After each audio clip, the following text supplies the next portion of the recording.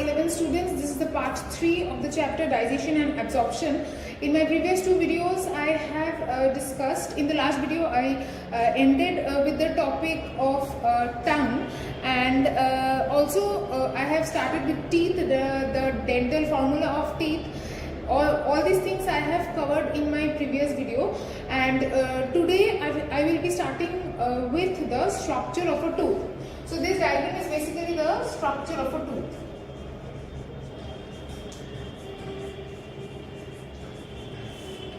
So here you can see that one single tooth can be divided into 3 regions: crown, neck and root. So crown is the part which is projecting outside of the gum. Okay, the crown is the part of the tooth which is projecting out of the gum and is made up of hard calcified material, dentine. This is basically made up of this dentine, which is hard and calcified. Hard and calcified means it is made up of calcium.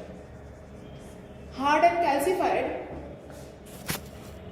Okay, and it is covered by this enamel. Okay, so the crown, as I said, is the upper part of the tooth which is projecting out of the gum. The gum is also known as gingiva.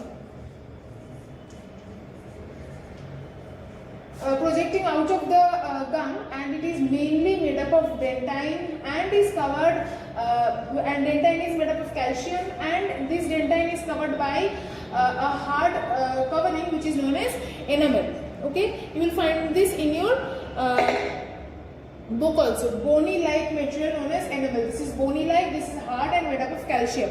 Okay, next part, which is the neck. Now neck is the connecting region of crown and root. This connection, this is the crown, and from here starts the root. So this junctional region between the crown and the root is known as the neck, and it remains surrounded by gum or gingiva. As I said that it remains surrounded by gum or gingiva. Okay.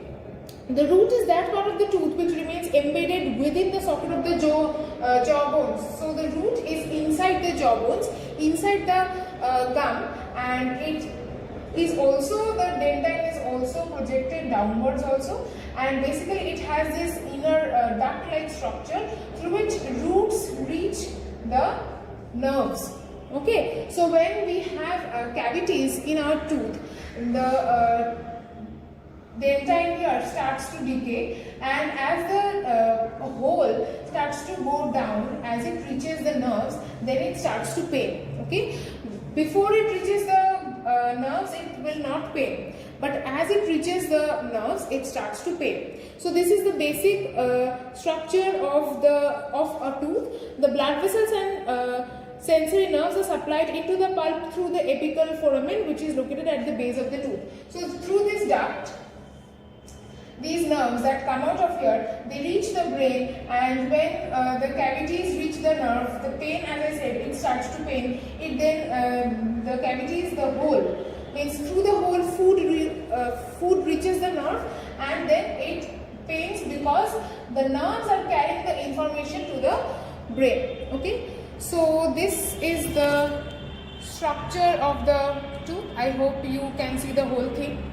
Okay, I have drawn it previously to save time. This structure is also there in your book. And then moving on with the next part of the alimentary canal, which is pharynx. Okay, what is pharynx? Let me rub this first.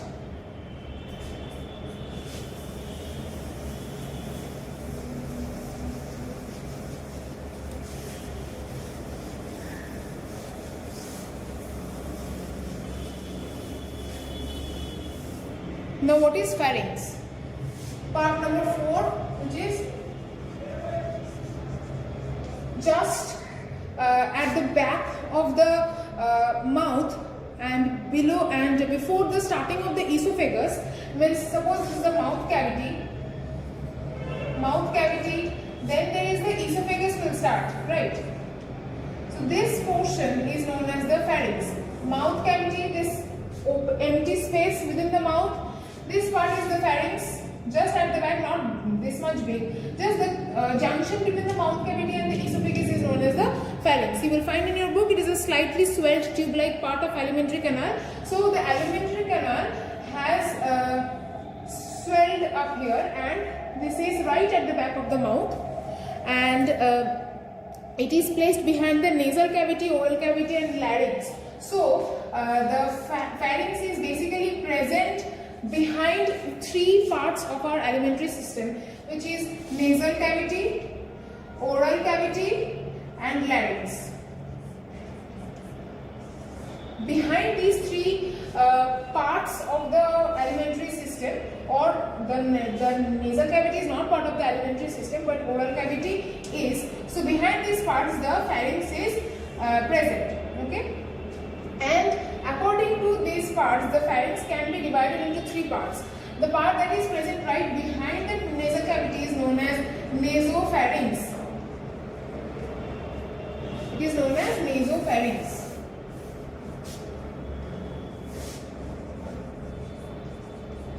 The part that is located just behind the oral cavity, from the name of the oral cavity the name comes oropharynx. And the larynx is the other name of the voice box, of our voice box, and the part of the pharynx which is just located behind the larynx or the voice box is known as laryngopharynx.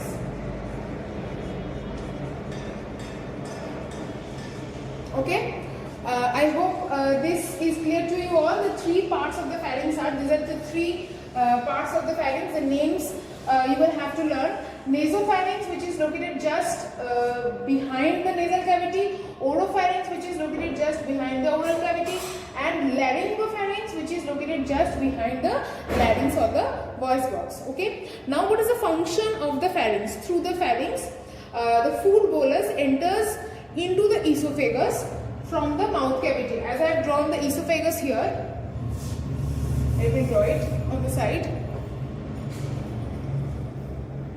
Suppose this is the mouth cavity, this is the pharynx here, swelled up portion of the alimentary canal, and then starts the esophagus. Okay, so from the mouth cavity we take in the food. There are teeth and tongue and saliva. Food bolus is formed here, and through the pharynx it goes inside the esophagus, and this pharynx helps to push the food bolus from the mouth cavity to the esophagus. So we are done with pharynx. These are the three parts of pharynx, and then we will be moving on to the next part of the alimentary system, which is esophagus. O-E-S-O-P-H-A-G-U-S. Now esophagus can be spelled in this way also, where O is silent. Also it may start with E. E-S-O, esophagus.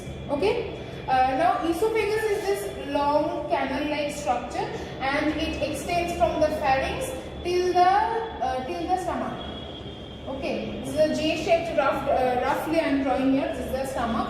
Okay, so this part is known as the esophagus. It is a muscular canal which extends from the pharynx till the stomach, and it is about 25 centimeter long. It moves downwards through the neck and the thorax, behind the trachea and the heart. The function of the esophagus is mainly it receives the food bolus from the pharynx and pushes it to the stomach. Now the food through the esophagus does not go downwards only not due to gravity. Okay, the food does not go down due to gravity. The food goes down due to movement of the muscles of the esophagus, which is known as peristalsis. This topic we will discuss again later, but since we are talking about esophagus and that it is a muscular canal, I am talking about peristalsis here.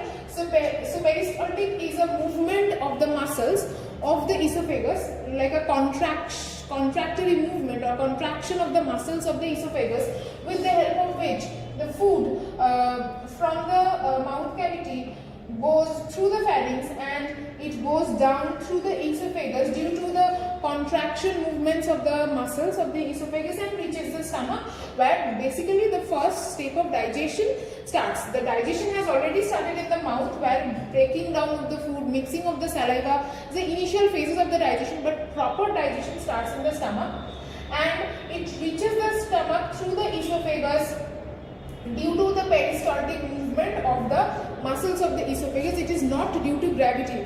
It is not like that it is going down, everything goes down because of gravity, and food through the esophagus is also go down due to gravity, not like that. Okay, so it is due to peristaltic movement or peristalsis. Okay, I hope I am clear to you with pharynx and esophagus, and I will move on with stomach in my next video. Okay, thank you.